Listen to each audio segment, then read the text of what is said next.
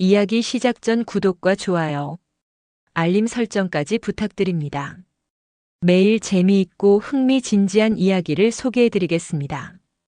박도윤의 첫 번째 영상은 하루 만에 100만 뷰를 넘었다. 스타트업 CTO 강서준, 진짜 범인은 누구인가? 제목만으로도 충분했다. 댓글들이 쏟아져 들어왔다. 일부는 의심했고 일부는 분노했다. 그리고 일부는 같은 피해자들이었다. 박도윤은 침실에서 나가지 않고 밤새 자료를 모으고 있었다. 표창식 영상, CCTV 화면 캡처, 천광그룹의 과거 비리 기사들. 그가 수집한 것은 증거만이 아니라 패턴이었다. 천광그룹은 이전에도 이런 일들을 했다.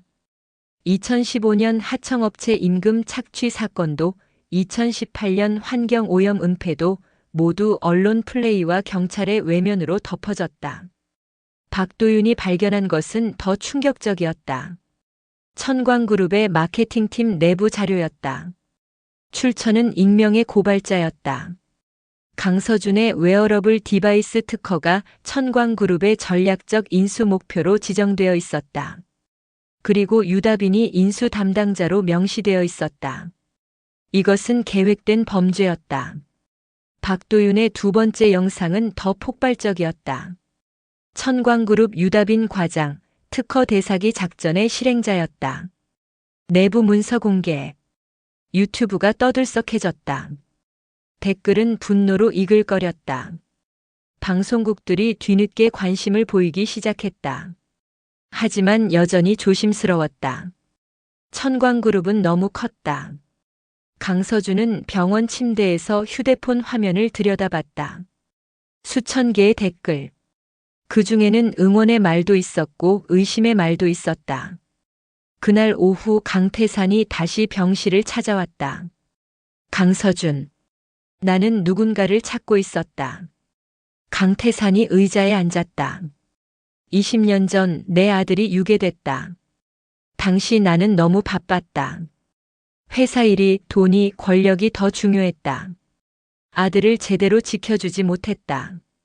강태산의 목소리가 떨렸다. 5살이었다. 유치원에서 납치됐다. 경찰은 수사했지만 범인을 잡지 못했다. 그 후 신문에도 나오지 않았다. 나는 포기했다. 강서준이 말을 꺼내려 했지만 강태산이 손을 들었다.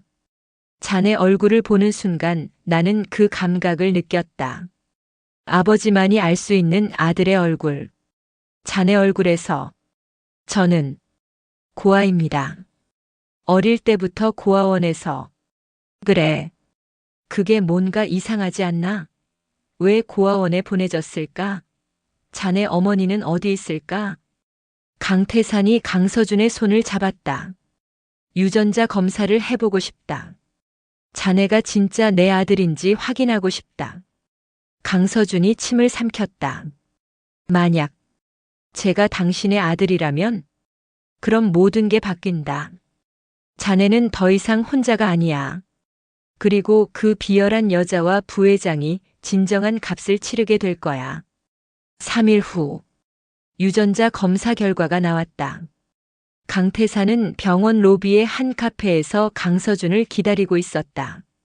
강서준은 휠체어를 타고 나타났다. 다리는 여전히 회복 중이었다. 강태산이 봉투를 건넸다. 열어봐. 강서준이 조심스럽게 봉투를 열었다. 유전자 검사 결과. 일치도 99.9%. 강태산의 아들이 맞다는 판정이었다. 강서준의 손이 떨렸다. 나, 당신의 아들이라는 건가요? 그래. 넌 내 아들이야. 강태산의 외아들. 강태산이 강서준의 손을 잡았다. 그 손은 오래되고 주름이 많았지만 따뜻했다. 미안해. 20년을 잃어버렸어. 하지만 지금부터는 달라질 거야. 아버지가 있어. 강서준이 울었다. 20년을 모르고 살았던 아버지. 그 아버지가 자신을 구해냈다. 같은 시각. 천광그룹 회장실. 정도현이 회장 아버지를 찾아왔다. 아버지는 회장이 아니었다. 그는 이사였다. 천광그룹의 실제 경영진은 정도현이었다. 박도윤이라는 유튜버가 문제입니다. 조회수가 500만을 넘었습니다. 정도현이 태블릿을 보여줬다. 강서준과 내부 고발자가 손잡았습니다. 우리의 내부 문서가 유출되었습니다. 회장 아버지의 얼굴이 굳어졌다. 그 유튜버를 어떻게 처리할 건가? 법적 조치를 취하겠습니다. 명예훼손, 개인정보 유출 혐의로 고소하겠습니다. 그리고 강서준은 정도현이 말을 멈췄다. 강서준은 강태산이 관심을 보이고 있습니다. 그것이 우리가 제대로 대처하지 못한 이유입니다. 아버지가 의자에 기대 앉았다. 강태산? MS그룹의 강태산? 그렇습니다. 그는 강서준을 자신의 병실로 옮기라고 지시했습니다. 지금 강서준은 서울대병원의 VIP 병실에 있습니다. 이건 국가적 사건이 될 수도 있겠군. 아버지가 중얼거렸다. 강태산과 우리 가문이 충돌하면 작은 싸움이 아닐 거야. 그를 건드릴 수 없다. 그럼 유다비는 이제 쓸모가 없어. 그녀를 잘라내. 회사와 연을 끊어. 그녀 혼자만 범죄자로 만들어. 우리는 피해자가 된다. 정도현이 고개를 끄덕였다. 냉정했다. 약탈은 계획된 것이었고 배신 역시 처음부터 계획된 것이었다. 같은 저녁, 유다빈의 집. 그녀의 휴대폰에 전화가 걸려왔다. 천광그룹 인사팀이었다. 유다빈 과장, 죄송하지만 회사와의 계약을 해지하기로 결정했습니다.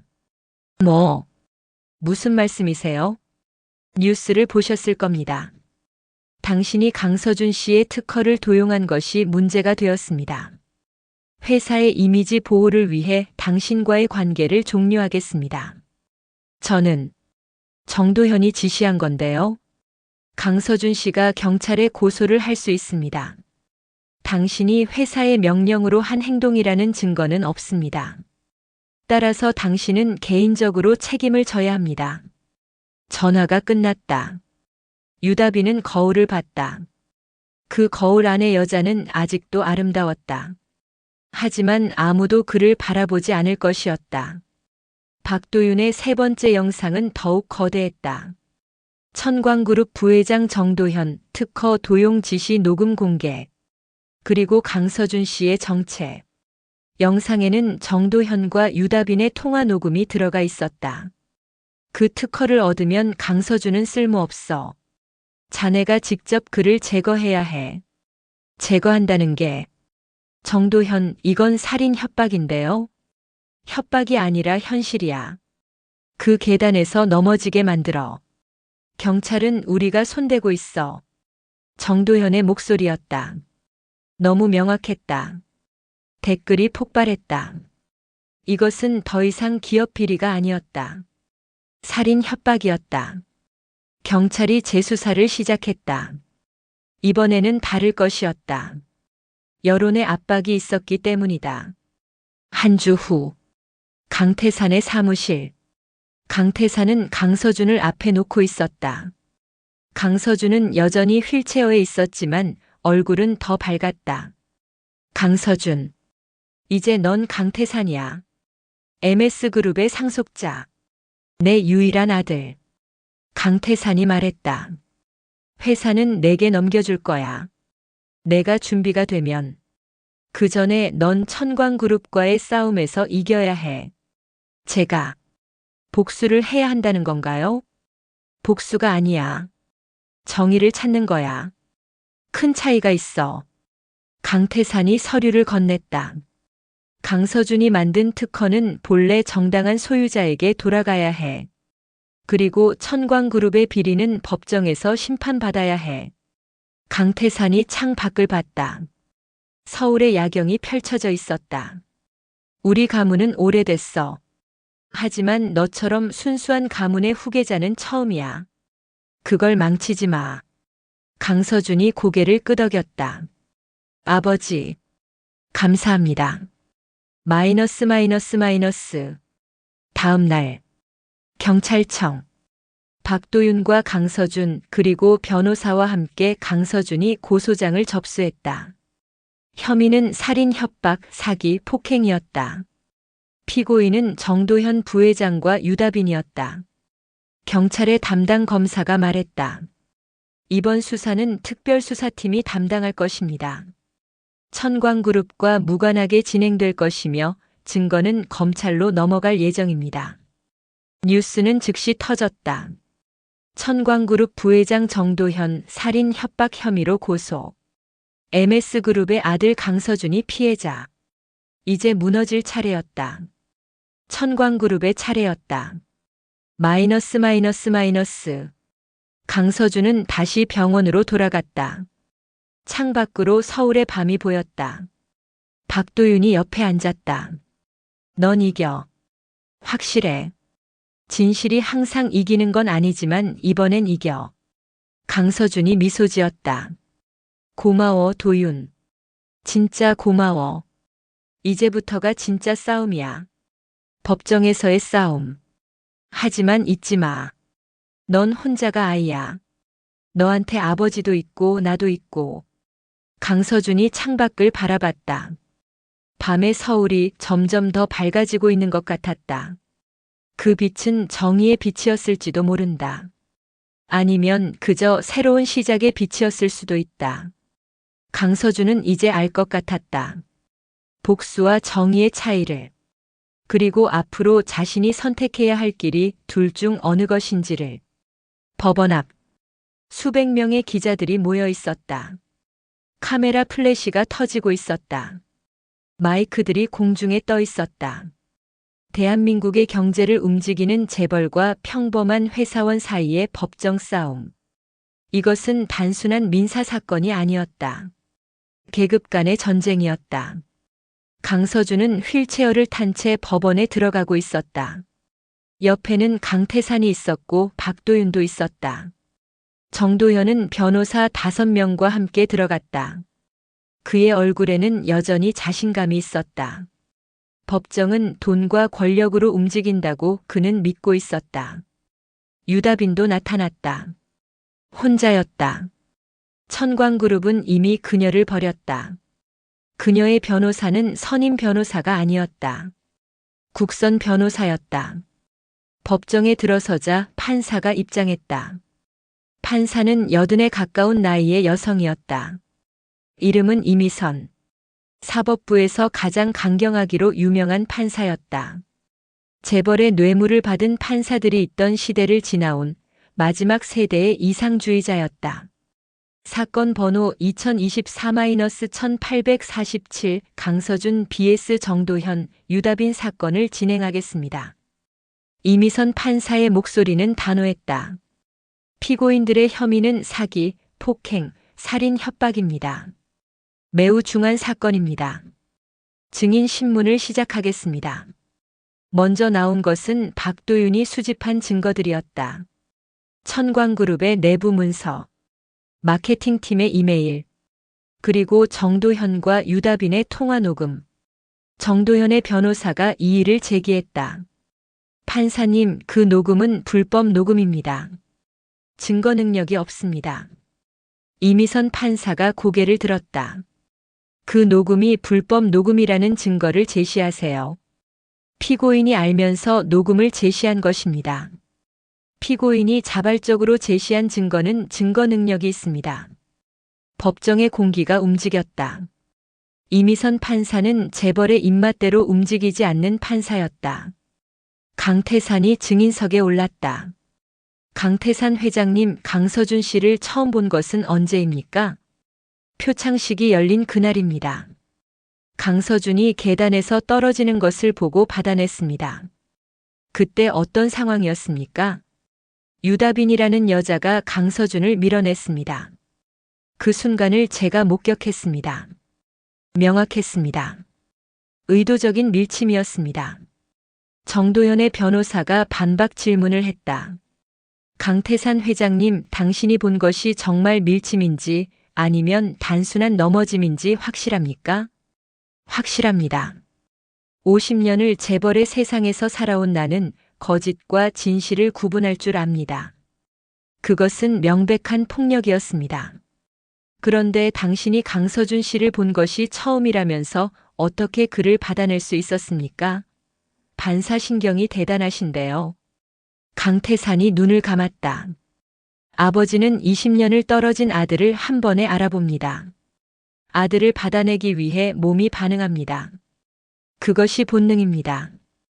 법정이 잠시 고요해졌다. 강태산이 계속했다. 나는 강서준의 아버지입니다. 유전자 검사로 확인되었습니다. 그리고 나는 증언합니다. 강서준은 무고한 피해자이며 정도현과 유다빈은 그를 의도적으로 해치려 했습니다. 박도윤이 증인석에 올랐다. 박도윤 씨, 당신이 수집한 증거들의 출처는 어디입니까?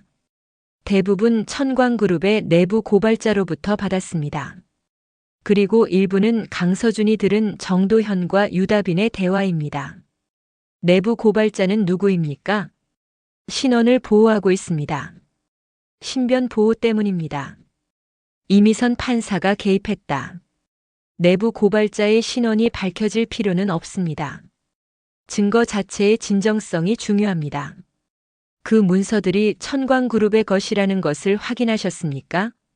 박도윤의 변호사가 설명했다. 네, 천광그룹의 전자시스템 로그를 통해 확인했습니다. 문서는 천광그룹의 마케팅팀에서 작성되었고 정도현이 승인했습니다. 그 문서의 내용은 무엇입니까? 강서준이 만든 웨어러블 디바이스 특허를 전략적으로 인수하기 위한 작전 계획입니다. 그 계획 하에서 유다빈이 강서준에게 접근했고 특허를 도용한 후 버려질 예정이었습니다. 정도현의 얼굴이 창백해졌다. 다음은 강서준이 증인석에 올랐다. 그는 휠체어에서 일어나 목발로 움직여 증인석에 섰다. 그 모습 자체가 증거였다. 그의 다리는 아직도 완전히 회복되지 않았다. 강서준 씨, 유다빈 과장과 정도현 부회장이 어떤 대화를 나눴습니까? 정도현이 말했습니다. 그 특허를 얻으면 강서준은 쓸모없어. 자네가 직접 그를 제거해야 해. 라고. 그것을 어떻게 해석하셨습니까? 제거한다는 것은 죽이라는 뜻이라고 생각했습니다. 사실 그 말 직후 유다빈이 저를 계단에서 밀어냈으니까요. 정도현의 변호사가 일어섰다. 강서준 씨는 실제로 음주 상태에서 스스로 넘어진 것 아닙니까? 아닙니다. 저는 술을 마신 기억이 없습니다. 하지만 혈중 알코올 농도 검사에서 0.08%가 나왔습니다. 제 와인 잔이 바뀌었을 가능성이 높습니다. 아니면 제가 마신 음료에 약물을 탔을 수도 있습니다. 이미선 판사가 개입했다. 강서준 씨의 혈액 샘플을 약물 검사에 보냈습니까? 강서준의 변호사가 대답했다. 예, 판사님. 결과가 나왔습니다. 혈액에서 수면제 성분이 검출되었습니다. 그것이 술과 섞이면서 혼취 상태를 만들었습니다. 법정이 소란스러워졌다. 이미선 판사가 망치를 쳤다. 조용히 하세요. 유다빈이 증인석에 올랐다. 그녀의 얼굴은 창백했다. 화장이 벗겨져 있었고 눈은 죽어 있었다. 유다빈 씨, 당신이 강서준 씨를 밀어낸 것이 맞습니까? 아닙니다. 저는 당신의 통화 기록에서 정도현이 그를 제거해야 해라고 말한 것이 들렸습니다. 그것이 무엇을 의미한다고 생각하셨습니까? 유다빈이 입을 열었다 다물었다. 모르겠습니다. 모르겠다고요? 그럼 강서준 씨의 특허를 자신의 것으로 속인 이유는 무엇입니까? 유다빈이 울음을 터뜨렸다. 하지만 그것은 진정한 회개의 눈물이 아니었다. 그것은 자신이 버림받았다는 것을 깨닫는 절망의 눈물이었다. 정도현이 시켰습니다. 그가 모든 것을 시켰습니다. 당신은 강서준 씨를 밀어냈습니까? 예 또는 아니요? 네. 유다빈이 고개를 떨어뜨렸다. 정도현의 지시에 따른 것입니까? 네. 정도현이 증인석에 올랐다. 그의 변호사는 그에게 증언할 기회를 주지 않았다. 이미 증거가 너무 명확했기 때문이었다. 정도현은 묵묵부답으로 일관했다. 이미선 판사가 판결을 선고했다. 피고인 정도현은 살인 협박 혐의로 유죄. 피고인 유다비는 사기 및 폭행 혐의로 유죄. 법정이 떠들썩해졌다. 피고인 정도현에게 징역 5년을 선고한다. 피고인 유다빈에게는 징역 3년을 선고한다. 그리고 피해자 강서준에게는 천광그룹으로부터 특허료 및 위자료로 총 500억 원이 지급되어야 한다. 이상입니다. 법원을 나온 강서준은 카메라의 폭주를 막고 있었다. 박도윤이 그를 보호했다. 강서준 씨, 강서준 씨, 소감이 어떻게 되세요? 강서준이 잠시 멈춰섰다. 정의가 승리했습니다. 단순한 개인의 승리가 아니라 진실의 승리입니다. 혹시 복수심이 있으셨나요? 강서준이 고개를 들었다. 복수는 없었습니다. 단지 진실을 알리고 싶었을 뿐입니다. 나와 같은 피해자들이 이 세상에서 목소리를 낼 수 있기를 바랬습니다. 박도윤이 강서준의 손을 잡았다. 강태산이 그들을 맞이했다. 잘했다, 아들.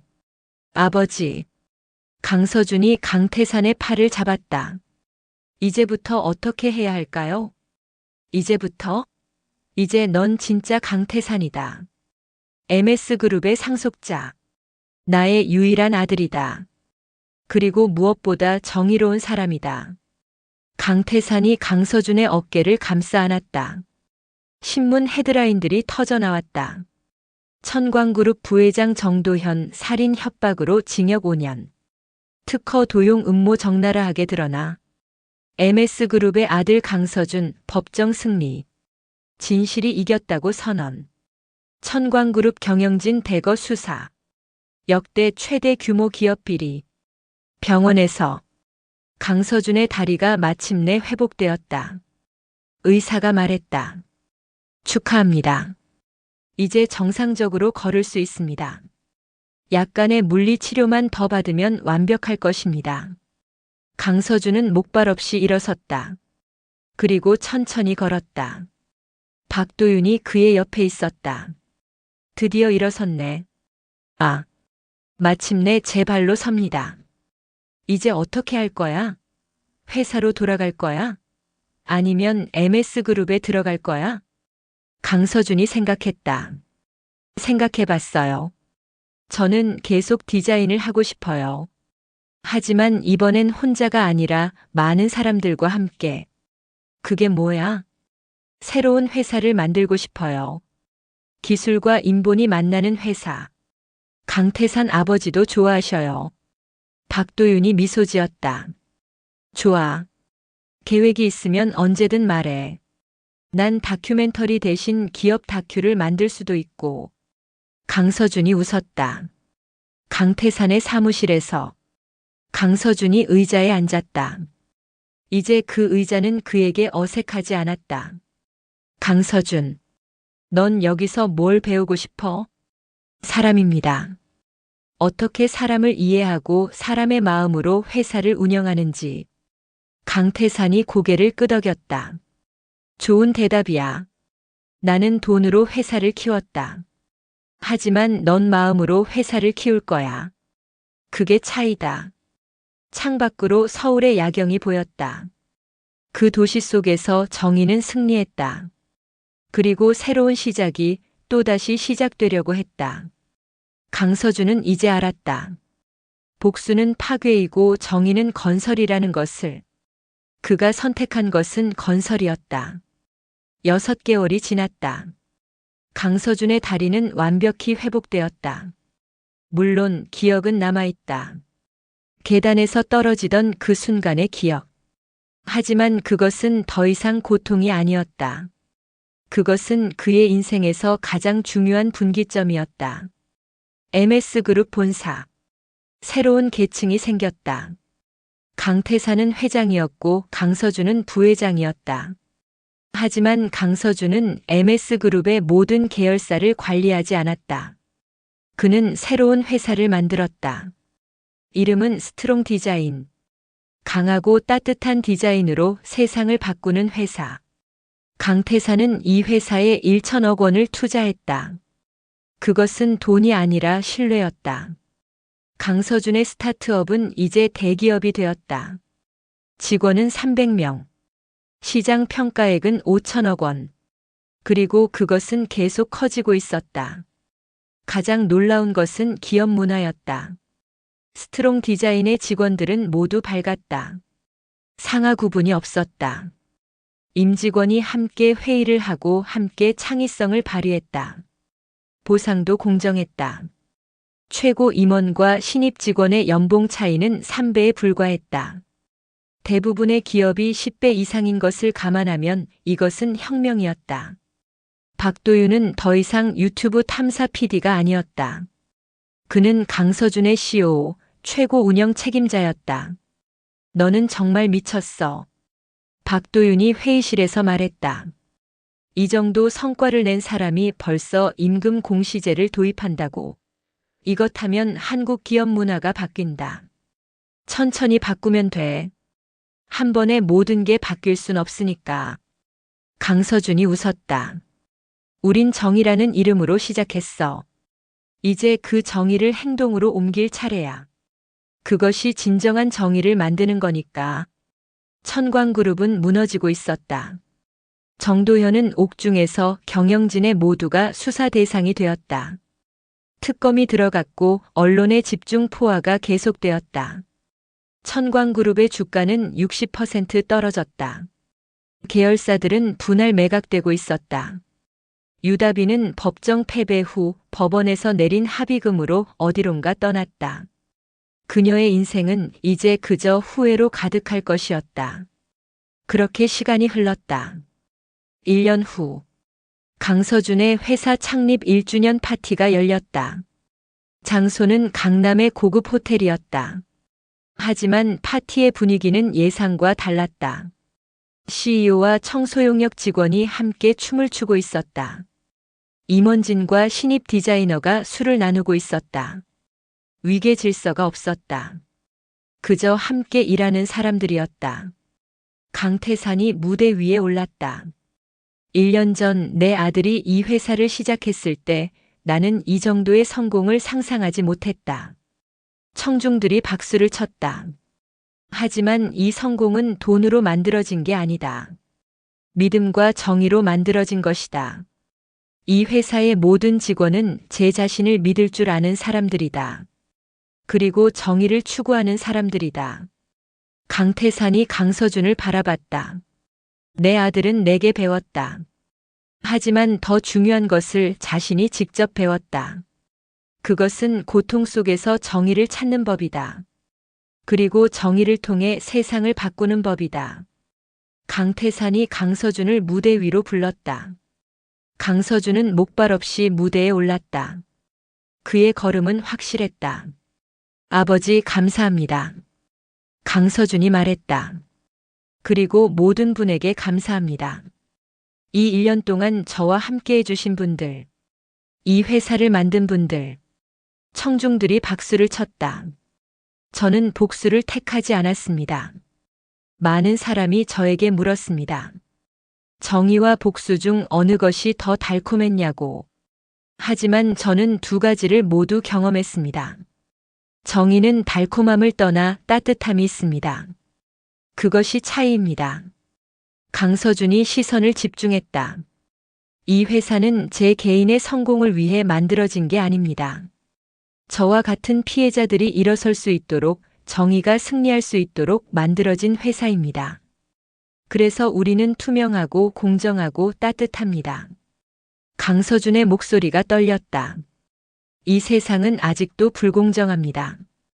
약자들이 착취당하고 진실이 묻히고 정의가 외면당합니다. 하지만 우리는 그걸 바꿀 수 있습니다. 함께라면. 박도윤이 무대에 올랐다. 우리는 2년 뒤에 이 회사의 제2, 제3의 모습을 만들 계획입니다. 다른 산업에 확대해 나갈 겁니다. 그리고 그 모든 곳에서 정의가 기초가 될 것입니다. 파티장이 박수로 울렸다. 밤이 깊었다. 강서준과 박도윤 그리고 강태산이 호텔의 높은 층에 올라갔다. 서울의 야경이 펼쳐져 있었다. 1년 전만 해도 넌 병원에 누워 있었지. 박도윤이 말했다. 맞아. 그때는 죽을 수도 있을 줄 알았어. 강서준이 대답했다. 그런데 넌 살았고 일어섰고 이겼어. 그리고 이제 이 도시를 바꾸고 있어. 박도윤이 강서준의 어깨를 친다. 강태산이 옆에 섰다. 그의 얼굴에는 자부심이 있었다. 아들, 넌 내가 20년을 잃어버린 것을 알고 있지? 유괴 사건으로. 하지만 그 20년이 없었다면 넌 이렇게 깊이 있는 사람이 되지 못했을 거야. 아버지, 고통이 없으면 깊이가 없다. 그리고 깊이가 없으면 정의도 없다. 넌 고통 속에서 깊이를 얻었고 그것으로 정의를 만들었다. 강태산이 강서준의 손을 잡았다. 나는 이제 충분히 살았다. 언제 죽어도 좋다. 내 아들이 이렇게 훌륭한 사람이 되었으니까. 아버지, 그런 말씀하지 마세요. 아, 이건 눈물 나는 말이 아니야. 이건 축복이야. 너에 대한 축복이야. 3개월 후. 뉴스가 터졌다. MS그룹 강태산 회장, 경영 일선에서 물러나. 강서준 부회장이 새로운 회장 대리로 선임. 강태산은 완전히 물러나지는 않았다. 그는 회장직만 내려놓았다. 아들이 기업을 이끌게 한 것이다. 강서준은 이제 30대 초반의 젊은 회장이 되었다. 국내 3위 재벌의 회장. 하지만 그의 경영 철학은 기존의 재벌과 달랐다. 첫 번째 결정은 투명 경영 공시였다. 모든 임직원의 연봉을 공개했다. MS그룹도 계열사들도. 두 번째 결정은 사회기여였다. 매년 순이익의 10%를 사회 환원에 쓰기로 했다. 교육, 의료, 복지에 쓸 것이었다. 세 번째 결정은 노동자 보호였다. 비정규직 철폐, 동일 노동 동일 임금, 부당해고 보상 강화. 모든 것이 시행되었다. 한국의 기업 문화는 조금씩 바뀌고 있었다. 한 달 후, 강서준은 고아원을 찾아갔다. 자신이 20년을 살았던 그곳. 할머니는 아직도 그곳에서 아이들을 돌보고 계셨다. 서준이야, 많이 컸네. 할머니가 강서준을 안아줬다. 할머니, 이제 나는 제 역할을 하려고 합니다. 제 뒤에 올 다른 고아들을 위해. 강서준이 말했다.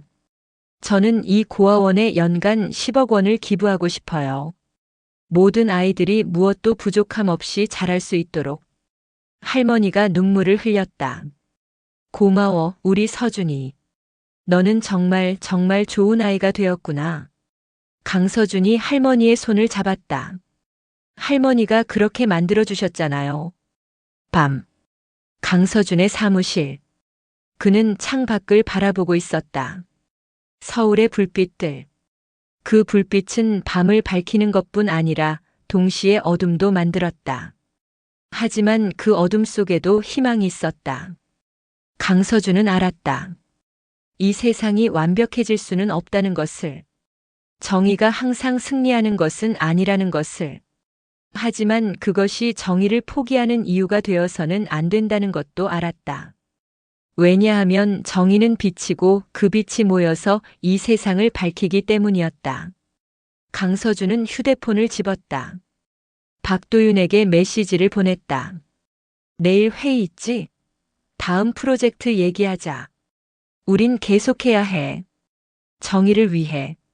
몇 초 후 박도윤의 답장이 왔다. 물론이지. 우린 계속한다. 세상이 바뀔 때까지. 강서준이 미소 지었다. 이것이 진정한 힘이었다.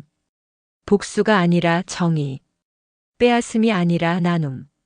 증오가 아니라 사랑. 강서준은 이제 알았다. 왜 그가 계단에서 떨어졌는지. 왜 그가 깨어났는지. 왜 그가 이겨야만 했는지. 이 모든 것이 우연이 아니라 필연이었다. 그리고 그 필연의 결말은 세상을 바꾸는 것이었다. 한 사람이 정의를 택했을 때 이 세상은 조금씩 밝아진다. 그런 믿음을 가지고 강서준은 계속 걸었다. 내일을 향해, 정의를 향해, 그리고 모든 사람의 밝은 미래를 향해.